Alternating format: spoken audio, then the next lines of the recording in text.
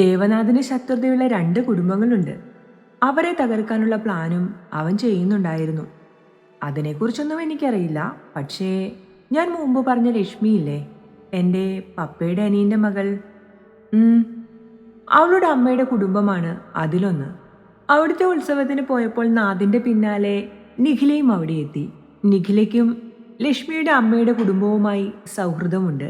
അന്ന് അവിടെ എന്തൊക്കെയോ നടന്നു. ദേവനാഥ് ക്രിസ്റ്റിയായി ജീവിക്കുന്നത് പോലെ മരിച്ചുപോയ ടീനയ്ക്ക് പകരം ടീനയായി നിഖിലയെ കൂടെ കൂട്ടി. അതെങ്ങനെ? അവിടെ എന്താണ് നടന്നതെന്ന് നിനക്കറിയില്ലേ? ഇല്ല, അവൾ മനസ്സോടെ വരില്ലെന്നറിയാമല്ലോ. അവൾക്ക് ജെയിംസിന്റെ ഫാമിലിയുടെ കൊലപാതകവും ടീനയുടെ മരണവും ഉൾപ്പെടെ എല്ലാം അറിയാമായിരുന്നു. അവളുടെ കയ്യിൽ എന്തൊക്കെയോ തെളിവുകളും ഉണ്ടായിരുന്നു. ഈ നിഖിലയും കൂട്ടുകാരും സഹോദരനും കസിനും അന്ന് ഉത്സവത്തിന് പങ്കെടുത്തിരുന്നു. നാദ് പകവീട്ടാൻ ഇറങ്ങി തിരിച്ചതിനൊപ്പം ക്ഷേത്രത്തിലെ വിലപിടിപ്പുള്ള ആഭരണങ്ങളും കൈക്കലാക്കാൻ ശ്രമിച്ചിരുന്നു. അതിന് നാദിനെ സഹായിച്ചത് അനുഗ്രഹയാണ്. എന്താ? പുതിയൊരു കഥ കിട്ടിയ ആശ്ചര്യത്തോടെ റോബിൻ ചോദിച്ചു. സത്യമാണോ എന്ന് എനിക്കറിയില്ല. ആ ക്ഷേത്രത്തിൽ വിലപിടിപ്പുള്ള സ്വർണവും രത്നങ്ങളും പവിഴങ്ങളും ചേർന്ന ആഭരണങ്ങളുണ്ടെന്നും എല്ലാ ഉത്സവകാലത്തും അവരുടെ ദൈവത്തെ അത് അണിയിക്കുമെന്നുമാണ് വിശ്വാസം. ഇത്തരം കാര്യങ്ങൾക്ക് പങ്കാളിയാകുന്നത് ഞാൻ നേരത്തെ പറഞ്ഞ രണ്ട് കുടുംബങ്ങളാണ്, പാലാഴിയും ജീവനവും. നിഖിലയും സഹോദരനും കൂടി അത് തടയാൻ ശ്രമിച്ചപ്പോൾ ദേവനാഥ് നിഖിലയെ എതിരിട്ടു. പപ്പ കമ്പിവിളക്ക് കൊണ്ട് നിഖിലയുടെ സഹോദരനെ അടിച്ചിട്ടു. പിന്നാലെ നിഖിലയുടെ മുന്നിൽ വെച്ചാണ് നാദ് അവനെ മർദ്ദിച്ചു കൊന്നത്. അതിനുശേഷം അവിടുത്തെ ആനയുടെ മുന്നിലേക്ക് ഇട്ടുകൊടുത്തു. ആനയ്ക്ക് മതവിളകി ചവിട്ടിക്കൊന്നെന്ന പേരിലാണ് സംഭവം പുറത്തേക്ക് വന്നത്. അനുഗ്രഹയെ അന്നാണ് ജീവൻ ബലമായി താലി കെട്ടിയത്. ജീവനെ ആന വലിച്ചെറിഞ്ഞതിന് പിന്നാലെ നാദ് തന്നെയാണ് അവനെ തളർത്തിക്കെടുത്തിയ രൂപത്തിലെത്തിച്ചത്. ആ സമയത്ത് അതെല്ലാം ആനയിടഞ്ഞതിനെ തുടർന്നുള്ള പ്രശ്നങ്ങളായിട്ടാണ് പുറത്തേക്ക് വന്നത്. ആഭരണങ്ങൾ അവരെടുത്തിരുന്നോ? ഇല്ല, അതൊന്നും നാദിന് കിട്ടിയിട്ടില്ല. അനുഗ്രഹയും അവളുടെ കസിനും ചേർന്ന് മാറ്റിവെച്ചു. അവിടെ നിന്ന് മറ്റാരോ അപഹരിച്ചു.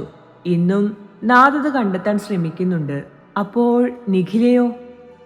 അവളെ ആ ബഹളത്തിനിടയ്ക്ക് അവിടെ നിന്നും കടത്തിക്കൊണ്ടു പോന്നു. നികേഷിന്റെ മരണം കൺമുന്നിൽ കണ്ടതിന്റെ ഷോക്ക് അവൾക്കുണ്ടായിരുന്നിരിക്കാം.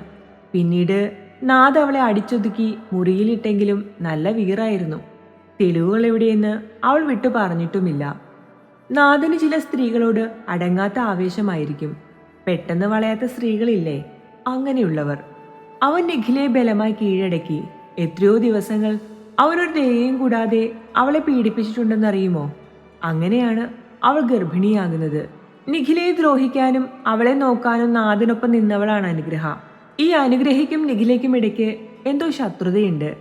നാദിന്റെ രഹസ്യങ്ങൾ കുറെയൊക്കെ അവൾക്കറിയാം. അതേപോലെ നാദിന് ഇത്രയും വർഷമായിട്ടും വഴങ്ങാതെ നിൽക്കുന്നവളാണ് അനുഗ്രഹ. അങ്ങനെ ഒരുത്തിയെ കല്യാണം കഴിക്കണമെന്ന് ആഗ്രഹിക്കുന്നതിൽ തെറ്റു പറയാൻ കഴിയില്ലല്ലോ.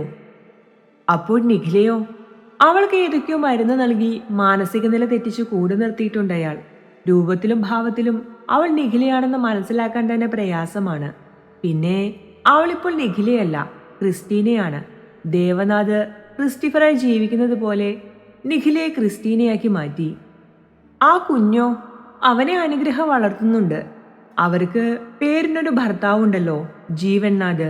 ഞാൻ പറഞ്ഞില്ലേ, അതെല്ലാം വേറെ ഒരു കഥയാണ്.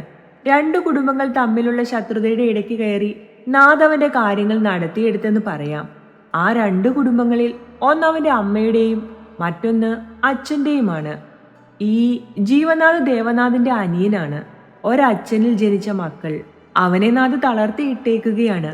അവിടെ ഏതൊക്കെയോ പ്രേമനാടകങ്ങൾ ഉണ്ടായിരുന്നു. അതിലൊരുത്തി ഗർഭിണിയായിരുന്നു. അത് അനുഗ്രഹയുടെ കസിനാണ്. ആ ഗർഭം ജീവന്റെ ആയിരുന്നുവെന്നും അതുകൊണ്ട് നിഖില പ്രസവിച്ച കുഞ്ഞിനെ ആ പെണ്ണിന്റെ ആക്കി കൊടുത്തിട്ട് അവളുടെ കൊച്ചിനെ നാഥ് എവിടേക്കോ മാറ്റി. ഈ കുട്ടികൾ തമ്മിൽ പ്രായവ്യത്യാസമില്ലേ? ഉണ്ട്. 6 മാസത്തോളം വ്യത്യാസമുണ്ട്. 1.5 വയസ്സൊക്കെ എത്തിയാൽ പിന്നെ എങ്ങനെ കൃത്യമായി പ്രായം പറയും? ചില കുട്ടികൾക്ക് ശരീര വളർച്ചയുണ്ടായിരിക്കും, ചിലർക്ക് ഉണ്ടാവില്ല. 3 വയസ്സുള്ള ചില കുട്ടികളെ കണ്ടാൽ 2 വയസ്സ് പോലും പറയില്ലല്ലോ. പിന്നെ ഇതൊക്കെ പപ്പ വഴിയും അല്ലാതെയും ഞാൻ മനസ്സിലാക്കിയ കാര്യങ്ങളാണ്. എല്ലാം സത്യമാണോ എന്ന് ചോദിച്ചാൽ എനിക്കറിയില്ല. നിനക്ക് നിഖിലയോട് ദേഷ്യം വല്ലതുമുണ്ടോ? എന്തിന്? എനിക്കിപ്പോൾ ആരോടും ഒരു ദേഷ്യവുമില്ല. സാൻഡിയുടെ മരണത്തോടെ മമ്മിയുടെ അവസ്ഥയും മോശമാണ്. എന്നെ പോലും തിരിച്ചറിയുന്നില്ല. പപ്പ ചെയ്ത പാപങ്ങളുടെ ഫലമാണ് ഞങ്ങൾ അനുഭവിച്ചു കൊണ്ടിരിക്കുന്നത്. എനിക്കിതിൽ നിന്ന് രക്ഷപ്പെടണം റോബി. പപ്പയുടെ മുന്നിൽ നിൽക്കുമ്പോൾ പപ്പയെയും രക്ഷിക്കണമെന്ന് തോന്നും.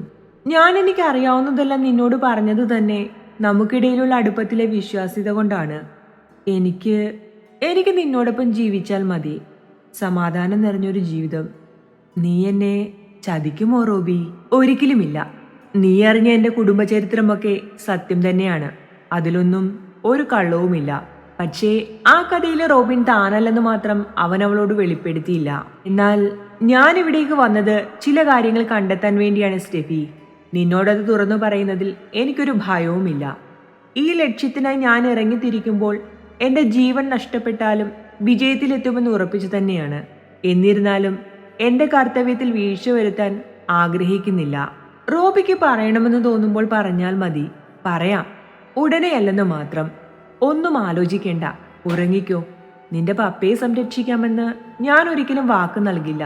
പക്ഷേ നിന്നെ, അതിന് എന്തൊക്കെ തന്നെ സംഭവിച്ചാലും ഈ നെഞ്ചിൽ ജീവന്റെ മിടിപ്പുണ്ടെങ്കിൽ ഇതേപോലെ ചേർത്ത് വെച്ചിരിക്കും ഞാൻ. സ്നേഹത്തോടെ റോബിൻ അവളുടെ നെറുകയിൽ മുത്തി. അവൾ ഉറങ്ങാൻ കാത്തിരുന്നു. ജീവ, എന്തായി? അജിത് ടെൻഷനോട് ചോദിക്കുമ്പോൾ അവൻ കണ്ണു ചിമ്മി. എന്തേലും പറയടാ പുല്ലേ. എടാ, കാര്യങ്ങൾ ഏറ്റെടുത്ത് നമ്മളെക്കാൾ നന്നായി ചെയ്യാൻ കഴിയുന്ന ഒരാളില്ലേ? ടെൻഷൻ വേണ്ട, ഹി ഈസ് ബ്രില്യൻറ്റ്. നീ ഒരു നളിനി ട്രസ്റ്റിനെ കുറിച്ച് കേട്ടിട്ടുണ്ടോ ജീവ? നളിനി ട്രസ്റ്റോ? ഇല്ലടാ, ഓർമ്മ കിട്ടുന്നില്ല. എങ്കിൽ അങ്ങനെ ഒരു സ്ഥാപനമുണ്ട്.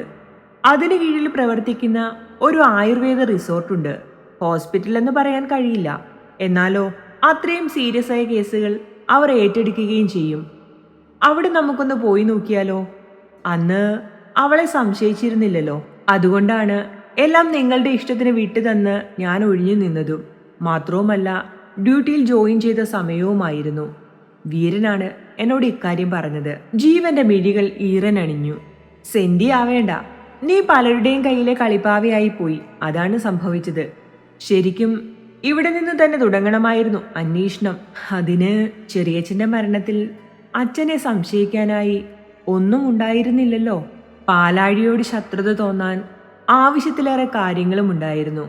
പക്ഷേ ഈ കിടപ്പ് വേണ്ടി വന്നില്ലേ ജീവിതം എന്താണെന്ന് പഠിക്കാൻ? മതിയടാ, കഴിഞ്ഞു പോയത് കഴിഞ്ഞു. അല്ലേലും വീരന് നിന്നോട് ശത്രുതയുണ്ടായിരുന്നില്ലല്ലോ. ഇപ്പോഴാലോചിക്കുമ്പോൾ നിന്റെ കാര്യത്തിൽ അന്ന് കുറച്ചുകൂടി ശ്രദ്ധ കൊടുക്കാമായിരുന്നു എന്ന് തോന്നുന്നു.